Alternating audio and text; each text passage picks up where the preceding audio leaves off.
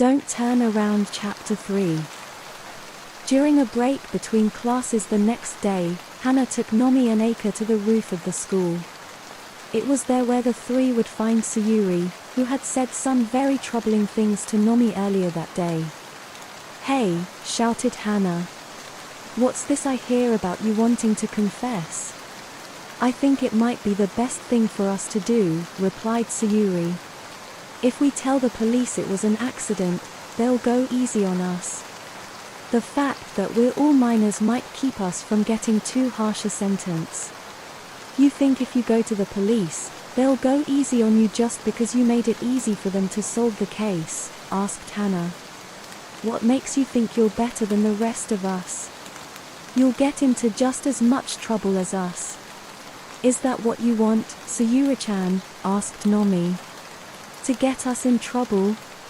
"I don't know what makes you think you'll be in less trouble than the rest of us," said Hannah. "If anything, you'll be in more trouble." "What do you mean?" asked Sayuri. "Think about it. There's 3 of us and only 1 of you. All we have to do is tell the police that it was all your idea to cover things up. We wanted to confess, but you wouldn't let us. You threatened us. You told us your father had powerful connections and he would make sure the 3 of us kept our mouths shut." "You wouldn't," said Sayuri. "You want to find out?" asked Hannah. "Look at it this way," said Aika. "If one us talks to the police, then we'll all get in trouble. But if none of us talks, then none of us will get in trouble. Think about what I said the next time you get an idea like going to the police," said Hannah. And with that, she, Nomi and Aika took their leave.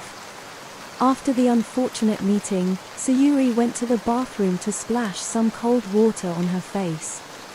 So upset was she over what Hannah had told her that she could barely keep the water cupped in her shaking hands from spilling out.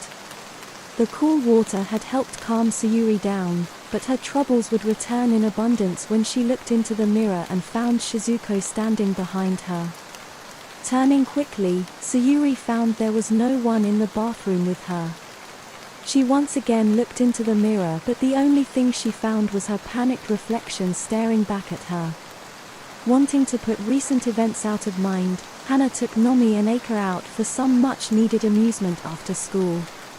The local karaoke box never failed to lift the girls' spirits when they were in need of cheering up. "How come we didn't bring Sayuri with us?" asked Aika as she browsed through the song catalogue. "She likes karaoke more than anyone." "I already told you," replied Hannah. "She's not here because she's pissing me off. What more do I need to say?" "So, does that mean she's not our friend anymore?" "That's up to her," said Hannah. Despite the lethargic state Nomi was in, Hannah tried to hand her the microphone. "Hey, it's your turn," she told her. "I don't feel like it," replied Nomi. "What's wrong with you? Still feeling bad about what we did?" Nomi gave no reply.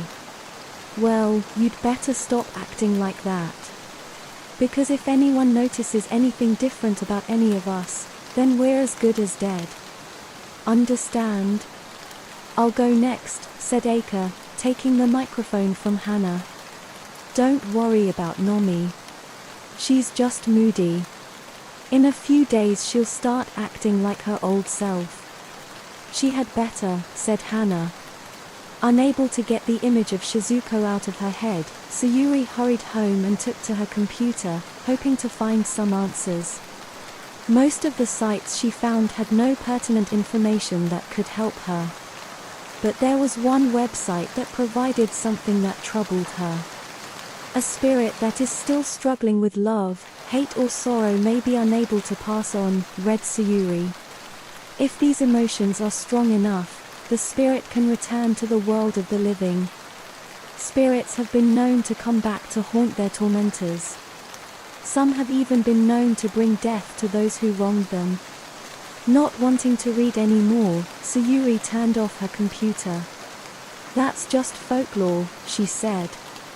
Those are just stories they tell to scare little kids." In the reflection of her monitor, Sayuri thought she caught a glimpse of Shizuko. When she turned to look, Sayuri found no one else in her room. Hana and Eika were having boisterous fun at karaoke. They were singing as happily as two people who hadn't a care in the world. Nomi, on the other hand, was unable to partake in the festivities. Her mood was one that had remained unchanged since the death she and the others had caused. "What song should we sing next?" asked Eika. "Pick something slow," said Hana. "I want to feel like I'm in love." A horrible scratching sound began blaring from the speakers. "What's happening?" asked Hana. "What did you do?" "I didn't do anything," replied Eika, who frantically began pushing buttons in hopes of making the horrible noise go away. The one thing she did accomplish, however, was making the main light go out and replacing it with flashing ones. "How does that help us?" barked Hana. Nomi's eyes nearly doubled in size when she found Shizuko standing behind her friends. The recently departed girl looked no worse for wear after having fallen off a cliff. Nomi screamed a bone-chilling scream. It was immediately after that when the horrible sound came to an end and the lights returned to normal. "What's going on?" asked Hana. "Why'd you scream?" Shizuko was no longer in the room. But that wasn't enough to calm Nomi, who ran from the room without explaining herself. Without having anyone push any buttons, another song began playing. It was a cheery number that took on an eerie feeling with what had just happened. "I told you to pick something slow," said Hana. Thank you for listening. Stay tuned for the chapter 4.